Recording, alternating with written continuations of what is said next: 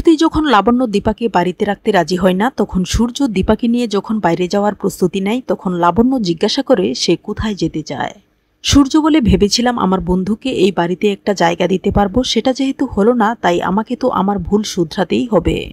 এইবার পরিস্থিতি সামাল দেওয়ার জন্য লাবণ্য প্রবীরের সাহায্য চায়। প্রবীর বলে, এত রাতে তুমি ওকে নিয়ে কোথায় যাবে, নিরাপত্তার একটা ব্যাপার আছে। প্রবীর বলে, যা করার আমিই করব, আমি দীপাকে খুব ভালো একটা জায়গায় রেখে আসব। প্রবীরের এমন কথা শুনে অবাক হয় সূর্য, কারণ তার বাবা তো কখনো তার মায়ের বিরুদ্ধে কথা বলে না। প্রবীর বলে, আমি চাই দীপানিতা আউট হাউসে থাক।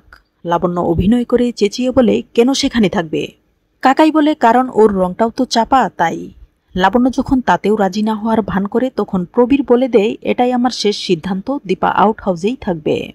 সূর্য তার বাবাকে এত উঁচু গলায় কথা না বলে একটু নরম সুরে কথা বলতে বলে, যাতে তার মা রাজি হয়ে যায়। প্রবীর তখন লাবণ্যকে বলে, তুমিই বলো, এছাড়া আর কোনো উপায় আছে? লাবণ্য বলে, যেহেতু আর কোনো উপায় নেই তাহলে থাক আউট হাউসে, তবে ও যেন ঘুমটা দিয়ে থাকে। দীপা বলে, কেন আমি ঘুমটা দিয়ে থাকবো, আমি এখানে ভাড়া দিয়ে থাকবো। তখন লাবণ্য খেপে গিয়ে বলে, কেন, আমাদের কি টাকার অভাব আছে নাকি? সূর্য বলে, ঠিক আছে, এখানে তুমি পেইং গেস্ট হিসেবেই থেকো। এরপর সূর্য লাবণ্যকে বলে, দীপা অনেক দূর থেকে লেখাপড়া করতে এসেছে, তাই আমার দিকে তাকিয়ে দীপাকে আর কিছু বলো না। এরপর দীপা সোনারূপাকে নিয়ে যখন আউট হাউসে চলে যায়, তখন সূর্য লাবণ্যকে ধন্যবাদ জানায়। রূপা বলে, মা, তোমাকে বাবার থেকেও অনেক বড় ডাক্তার হতে হবে।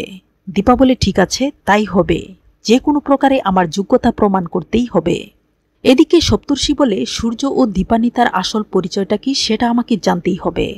এরপর সে যখন ডক্টর সূর্য সেনগুপ্ত লিখে অনলাইনে সার্চ করে, তখন সূর্য ও দীপার বিয়ের ছবি দেখে অবাক হয়ে যায়।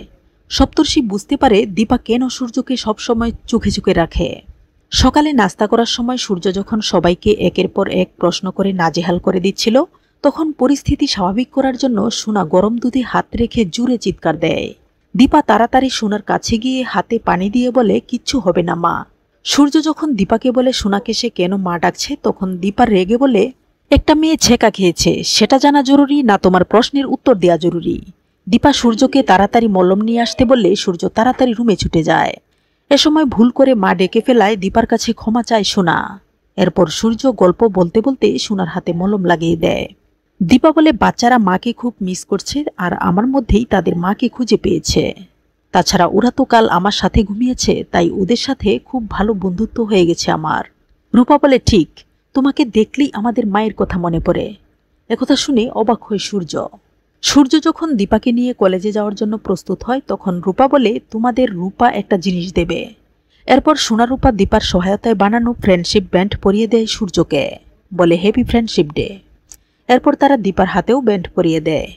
সোনা রূপার কথায় সূর্য যখন দীপার হাতে ব্যান্ড পরাতে যায়, তখন দীপা তাকে স্মরণ করিয়ে দেয় যে সে একদিন তাকে বলেছিল সে সবার সাথে বন্ধুত্ব করে না।